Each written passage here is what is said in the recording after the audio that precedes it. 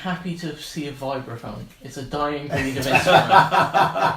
It is. It's banned in many countries. Well, it just seems to have disappeared.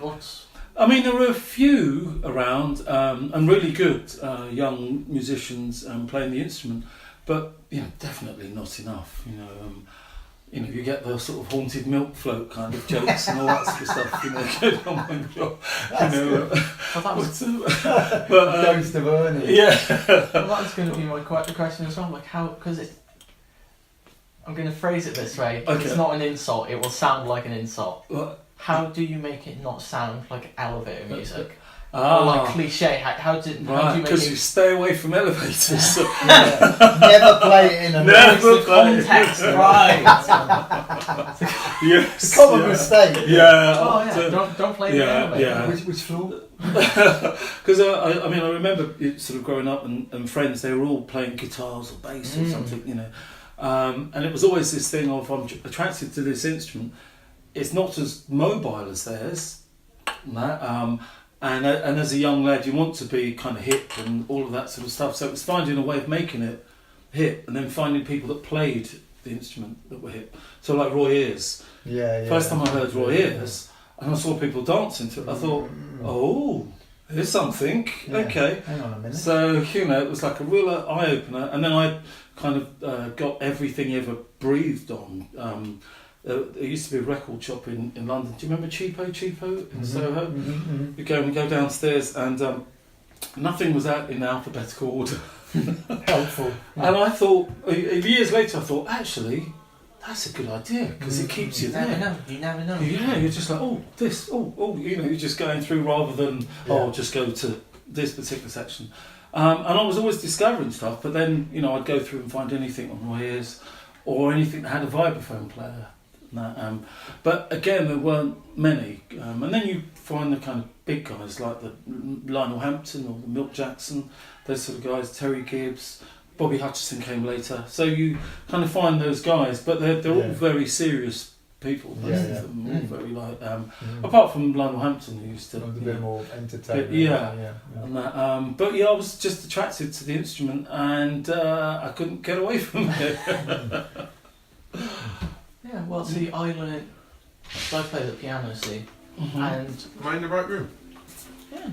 Oh, good. Do you want to come be interviewed as well? You can be. Do you want to come have a chat? Yeah, alright, sure, yeah. Like, I learnt the piano, and even that, I was like, I wish I'd learnt the guitar. Right. Before I could travel, I was like, Yeah. how the hell do you take a keyboard on a... Well, you got to take it on the bus. I remember all those things. That was the old phrase you used to, can anyone give me a hand with the roads? That was a great phrase, like running for the hills. Yeah. You need a van and you don't even know the the instrument yet. That's true. It's very true. So it's like, how do you jam? How do you It was jam always when that you've got a vibraphone? Well, I mean, that was always the thing. People say, "Oh, have you been hanging out at the jam sessions?" I said, "Yeah, I'll just carry them around the set up just in case." No, I don't. I mean, you find ways of finding like-minded people to do music with, and there are people that like the instrument vibes as well. I do. It's such a... It only sounds... Sure. Like it's so specific. Yes, that's right. Yeah. And that's great. But they've gone. It's the haunted milk. Phone police. Got vibraphone in there, so got a license for that. Got a license for that. How many notes you got there? Is that why you just created your own project? So they come to you. Yeah, actually, It's funny you should say that because there was a period, obviously. I went through where people sort of said, didn't know there was a vibraphone player around, and then they would use you for various different projects. But you soon also realised that in order to have a voice and to create your own voice, you do need to create projects that are around that instrument and that sound. And so you find instruments that work, like the flute works with vibes really well. It's good blend. Very good blend. So there is that sort of thing where you find the place for it, and then you hope that audiences also kind of like that and identify with it.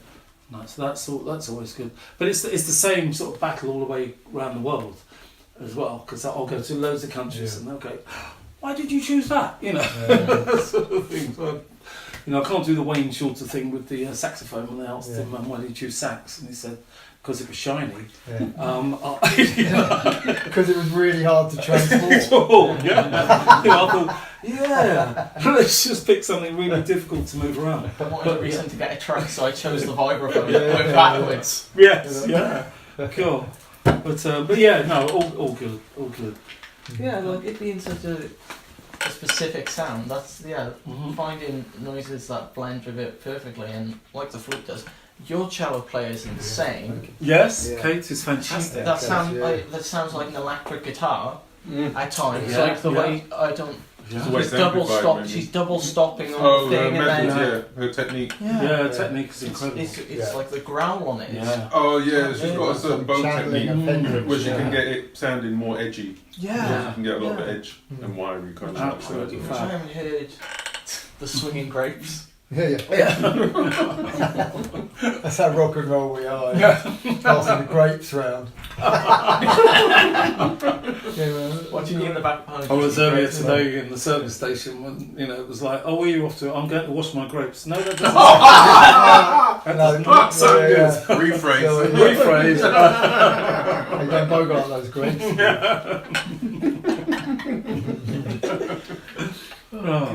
So where were you?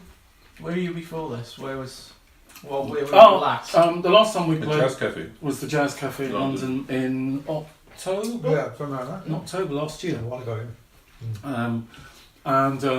There are some concerts coming in, and various things later in the year.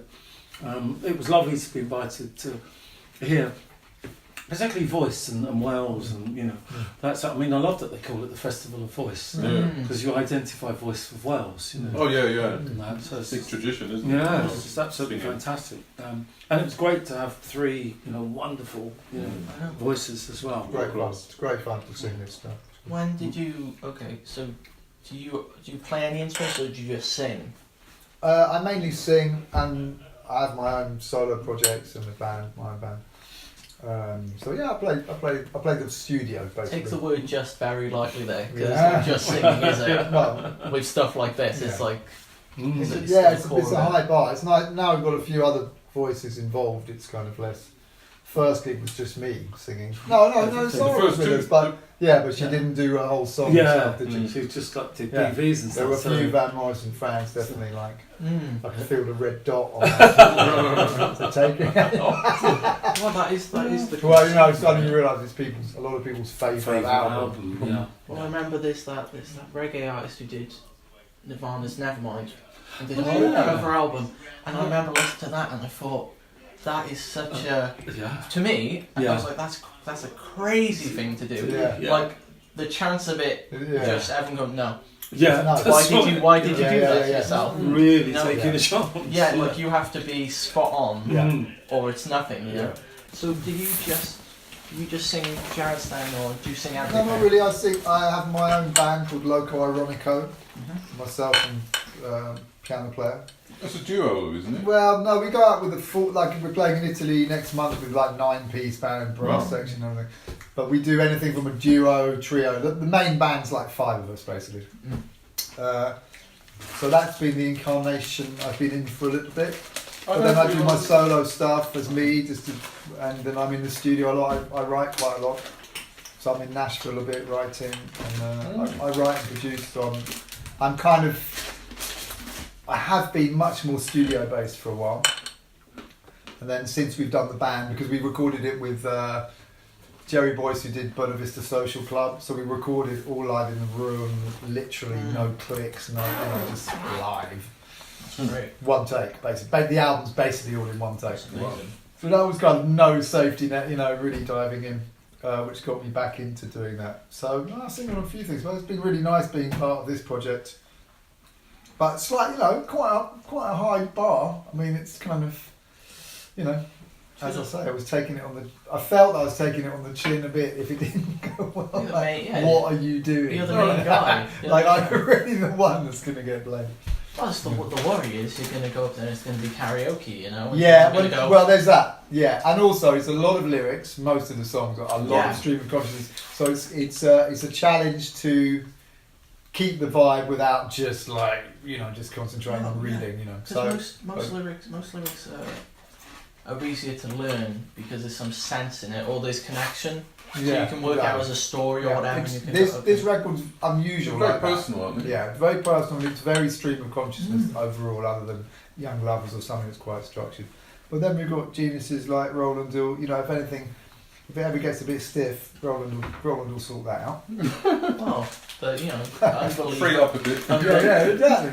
Unbelievable solo. Amazing solo. Oh, cheers. Thanks. Yeah. Thanks. I said that was wicked. Yeah. Oh, thanks a lot. Cheers. Yeah.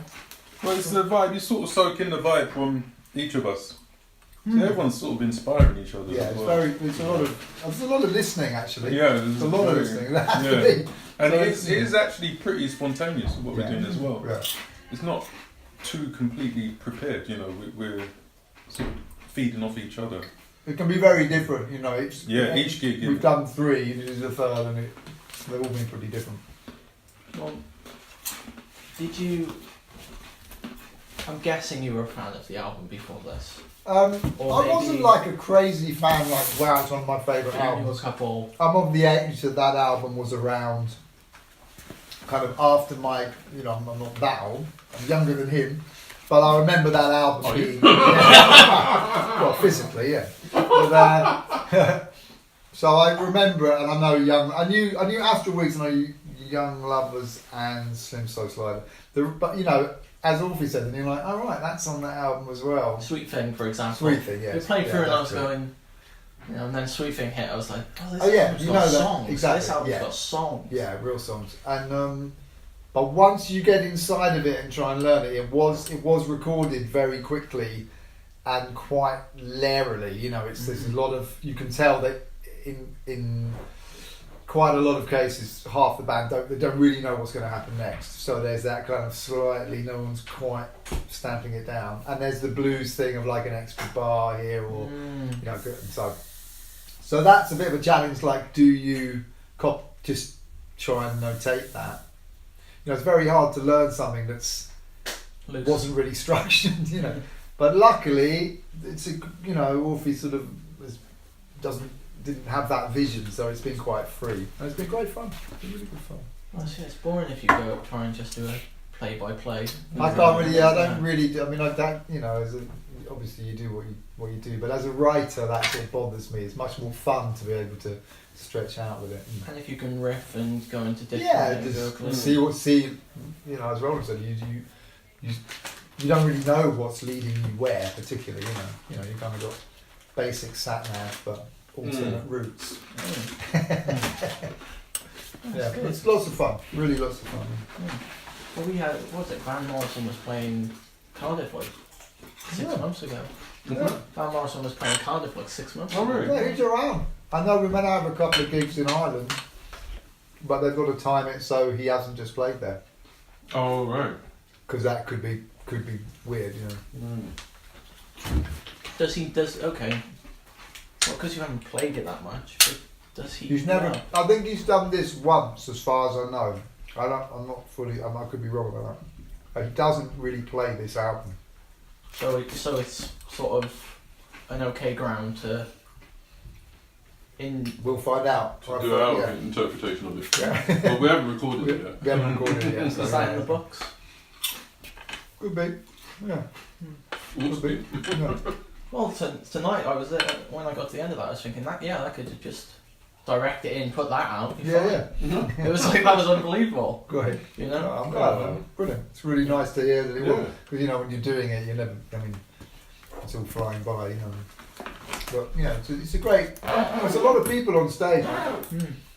It's much easier with a trio or something to change, or if something goes kind of off-piste, you can sort of find a way round, But this is a lot of people to re-navigate. Yeah, re-navigate, exactly like that. What's the track that you've been loving doing? Personally? Yeah. Yeah, I mean, on the first gig I was singing most of the songs. So tonight obviously I did less, which is it actually is Astral Weeks for me. I know there's something about that. It's got such a peaceful mood to it. Slim So Slider's moving. Yeah. That has a few weird we've kind of sorted it out. Tonight was good. That can sometimes go a little bit too jazz. It's Astral Weeds, man. That's the one for me. I don't know. I don't really know why. There's something about when that change, when you come back from the change to the verse, it just captures that emotion. What about you? All of them. As soon as they kick in, I'm like, oh yeah. I do like Madame George as well. In particular, because it's vibe basically, and it's emotion. I think they're all so good. I'm not just saying that. There's something to enjoy in all of them. There's something to relate to and really feel in all of them. It's hard to really pick out a favourite. But Slim Slow Slide actually. Yeah, that has a lot of sadness and kind of resolve. It just really feel the blues of it. Yeah. You feel it deeply. Yeah. Yeah, that's pretty strong. Yeah. It's strong stuff. Yeah, it's true. Slim Slow Slider. Yeah. Orphy always makes sure he says that slowly. Slim. Emphasises each word. So it doesn't get tongue tied or something. Yeah, it's one of those. That could go wrong if you say fast. Yeah. Since I've done this. Slime toes rider. I think we've got to pack up the rest of our. Yeah. Oh, that's great.